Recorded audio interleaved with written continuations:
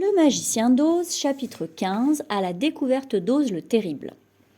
Les 4 voyageurs marchèrent jusqu'à la grande porte de la cité d'Émeraude et tirèrent la sonnette. Après qu'ils eurent sonné plusieurs fois, le gardien des portes, celui-là même qu'ils avaient déjà rencontré, vint leur ouvrir. « Quoi, vous êtes de retour ?» demanda-t-il surpris. « Ne le voyez-vous pas ?» questionna l'épouvantail. « Mais je croyais que vous étiez parti voir la vilaine sorcière de l'Ouest. »« En effet, nous sommes allés la voir, » confirma l'épouvantail. « Et elle vous a laissé repartir ?» s'exclama l'homme d'une voix remplie d'étonnement. « Elle n'a pas pu faire autrement. Elle a fondu, » expliqua l'épouvantail. « Fondu ? Eh bien, pour une bonne nouvelle, c'est une bonne nouvelle, fit l'homme. « Qui donc l'a fait fondre ?»« C'est Dorothée, » annonça le lion d'un ton grave. « Juste ciel !» s'écria l'homme, et il s'inclina très profondément devant Dorothée. Puis il les fit entrer dans sa petite pièce et ajusta les lunettes tirées de la grande boîte sur les yeux de chacun d'entre eux, comme il l'avait fait auparavant. Ensuite, ils passèrent sous le portail et entrèrent dans la cité d'Émeraude. Quand les habitants de la cité apprirent par le gardien des portes que les voyageurs avaient fait fondre la sorcière de l'Ouest, ils se rassemblèrent autour du petit groupe et une grande foule les suivit jusqu'au palais d'Oz. Les soldats aux moustaches vertes montaient toujours la garde devant la porte, mais il les laissa entrer aussitôt. Ils furent à nouveau reçus par la belle jeune fille verte qui les mena chacun à leur chambre pour leur permettre de se reposer en attendant que le grand Oz soit prêt à les recevoir. Le soldat fit aussitôt prévenir Oz que Dorothée et les autres voyageurs étaient revenus après avoir réduit à néant la vilaine sorcière de l'Ouest.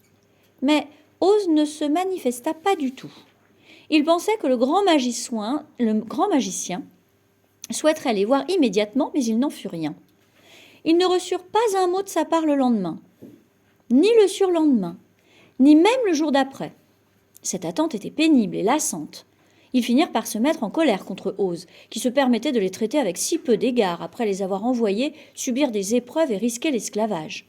En désespoir de cause, l'épouvantail demanda à la jeune fille verte de porter un autre message à Oz, le prévenant que s'il ne les recevait pas sur le champ, les voyageurs appelleraient les singes ailés à leur aide afin de savoir si oui ou non le magicien tenait ses promesses.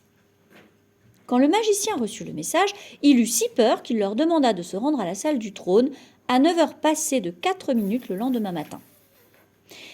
Il avait déjà rencontré les singes ailés dans le pays de l'Ouest et il ne souhaitait nullement les revoir. Les 4 voyageurs passèrent une très mauvaise nuit, chacun pensant à la récompense qu'Oz leur avait promise. Dorothée s'endormit une seule fois dans la nuit et rêva qu'elle était au Kansas, où tante M lui disait combien elle était contente d'avoir sa petite fille de nouveau à la maison. À 9h précises le lendemain matin, le soldat aux moustaches vertes vint les chercher et 4 minutes plus tard, ils entraient tous dans la salle du trône du grand Oz. Bien sûr, chacun d'entre eux s'attendait à voir le magicien sous la forme sous laquelle il lui était apparu, et ils furent extrêmement étonnés quand, regardant tout autour d'eux, ils ne virent personne dans la pièce. Ils restèrent près de la porte et se serrèrent les uns contre les autres, car le silence de la pièce vide était encore plus terrible que toutes les formes sous lesquelles Oz leur était apparu. Bientôt, ils entendirent une voix qui semblait provenir des hauteurs du grand dôme, et cette voix prononça solennellement « Je suis Oz, le grand et le terrible. Pourquoi voulez-vous me voir ?» Ils regardèrent encore dans chaque coin de la pièce, puis, comme ils ne voyaient personne, Dorothée demanda « Où êtes-vous » ?« Je suis partout, » fit la voix.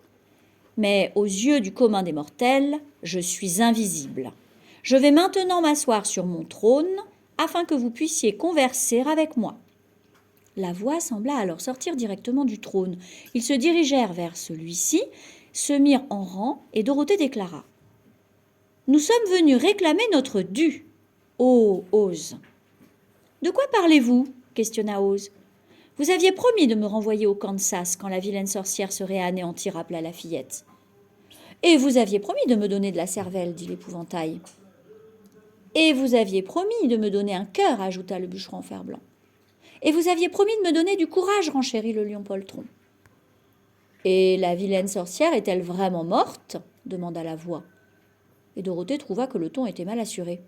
« Oui, répondit-elle, je l'ai fait fondre avec un seau d'eau. »« Mon Dieu !» s'écria la voix. « Comme tout cela est soudain. Bien, venez me voir demain, car j'ai besoin de temps pour réfléchir. »« Vous avez déjà eu beaucoup de temps, objecta le bûcheron en fer-blanc en colère. »« Nous n'attendrons pas un jour de plus, protesta l'épouvantail. Vous devez tenir les promesses que vous nous avez faites, s'exclama Dorothée. Le lion pensa que cela ne pouvait pas faire de mal d'effrayer le magicien, alors il poussa un énorme rugissement qui fut si violent, si terrifiant que Toto sauta loin de lui, alarmé, et renversa le paravent qui se trouvait dans un coin. Comme celui-ci tombait avec fracas, ils tournèrent leurs regards de ce côté-là, et l'instant d'après, ils étaient tous abasourdis. En effet, ils virent, se tenant à l'endroit que le paravent avait caché, un petit vieillard au crâne chauve et au visage ridé qui avait l'air aussi surpris qu'eux. Le bûcheron en fer blanc leva sa hache, se précipita vers le petit homme et s'écria « Qui êtes-vous » ? « Je suis Ose le grand et le terrible » déclara le petit homme d'une voix tremblante. « Mais ne me frappez pas, je vous en supplie, je ferai tout ce que vous voudrez. » Nos amis le regardèrent, surpris et consternés. « Je croyais qu'Ose était une tête géante, » dit Dorothée. « Et je croyais qu'Ose était une belle dame, » dit l'épouvantail. « Et je croyais qu'Ose était une bête féroce, » dit le bûcheron en fer blanc. « Mais je croyais qu'Ose était une boule de feu, » s'exclama le lion. « Non, vous faites tous erreur, avoua humblement le petit homme. J'ai fait semblant. »« Fait semblant » s'écria Dorothée. « Vous n'êtes donc pas un grand magicien ?»« Chut, ma petite, souffla-t-il, ne parlez pas si fort, ou on vous entendra et je serai perdue. Je suis censée être un grand magicien. »« Mais vous n'en êtes pas un ?» demanda-t-elle. « Pas le moins du monde, mon enfant, je ne suis qu'un homme, comme les autres. »« Mais vous êtes pire que cela, intervint l'épouvantail d'un ton malheureux. Vous êtes un charlatan. » Exactement, acquiesça le petit homme en se frottant les mains, comme si ces paroles lui faisaient plaisir. Je suis un charlatan. Mais c'est affreux, fit le bûcheron en fer blanc. Comment obtiendrais-je jamais mon cœur? Et moi mon courage, s'inquiéta le lion. Et moi ma cervelle, gémit l'épouvantail, essuyant ses larmes sur la manche de son manteau. Mes chers amis, implora Ose, je vous supplie de ne pas raconter ces petits détails. Pensez à moi et aux ennuis que je risque si je suis découvert. Mais n'y a-t-il personne d'autre qui sache que vous êtes un charlatan ? Demanda Dorothée. Vous quatre êtes les seuls à le savoir. Avec moi-même, répliqua Ose. Cela fait si longtemps que je trompe tout le monde que j'avais fini par croire que je ne serais jamais découvert. C'était une grande erreur que de vous laisser pénétrer dans la salle du trône. D'habitude, je ne vois même pas mes sujets et ils croient donc que je suis quelqu'un de terrible. Mais je ne comprends pas, remarqua Dorothée perplexe. Comment est-il possible que vous me soyez apparu comme une tête géante ? C'était un de mes tours, dit Ose. Venez par ici, s'il vous plaît, je vais tout vous expliquer. Il les mena dans une petite pièce à l'arrière de la salle du trône. Il montra du doigt un coin où se tenait la tête géante. Elle était faite de plusieurs épaisseurs de papier sur lesquels un visage avait été peint avec soin. Ceci, je l'ai accroché au plafond grâce à un câble. Je me tenais derrière le paravent, je tirais sur une ficelle pour faire bouger les yeux et ouvrir la bouche. « Mais d'où vient la voix ?» questionna la fillette. « Oh, je suis ventriloque, » révéla le petit homme, « et je peux vous envoyer le son de ma voix où je le désire. Vous avez donc cru qu'elle venait de la tête ? Voici les autres choses dont je me suis servi pour vous berner. » Il montra à l'épouvantail la robe et le masque qu'il avait porté quand il avait pris l'apparence de la belle dame. Et le bûcheron en fer blanc découvrit que sa bête féroce n'était rien d'autre qu'un assemblage de peaux cousues les unes aux autres. Des lattes complétaient l'illusion, bombant les flancs de la bête. Quant à la boule de feu, le faux magicien l'avait également suspendue au plafond. En fait, c'était une boule de coton imbibée d'huile et celle-ci brûlait puissamment. Vraiment, fit l'épouvantail, vous devriez avoir honte de vous-même. Vous êtes un incroyable charlatan. J'ai honte, j'ai vraiment honte, assura le petit homme avec chagrin. Mais c'était la seule chose que je pouvais faire. Asseyez-vous, je vous prie. Il y a beaucoup de chaises et je vous raconterai mon histoire. Ils s'assirent donc et l'écoutèrent pendant qu'il racontait l'histoire suivante. Je suis née à Omaha. Mais ce n'est pas loin du Kansas, s'écria Dorothée. Non, mais c'est plus loin d'ici, dit-il, secouant la tête en le regardant tristement. Une fois adulte, je suis devenue ventriloque grâce à l'excellent enseignement d'un grand maître. Je peux imiter n'importe quel oiseau, n'importe quel animal. À cet instant, il miaula de façon si crédible que Toto dressa les oreilles et regarda partout pour voir où était le chaton. Au bout d'un certain temps, continua Ose, je me suis lassée de cette activité et je suis devenue aéronaute. Qu'est-ce que c'est ? Interrogea Dorothée. Un homme qui va dans un ballon le jour du spectacle du cirque pour attirer les foules et les faire payer pour venir y assister, expliqua-t-il. Oh, dit-elle, je vois ce que c'est. Eh bien, un jour, je suis montée dans un ballon et les cordes se sont emmêlées tant et si bien que je n'ai pas pu le faire redescendre. Il est monté très haut, par-dessus les nuages, si haut qu'il a été balayé par un courant d'air et transporté à des kilomètres de là. Durant 1 jour et 1 nuit, j'ai voyagé à travers les airs.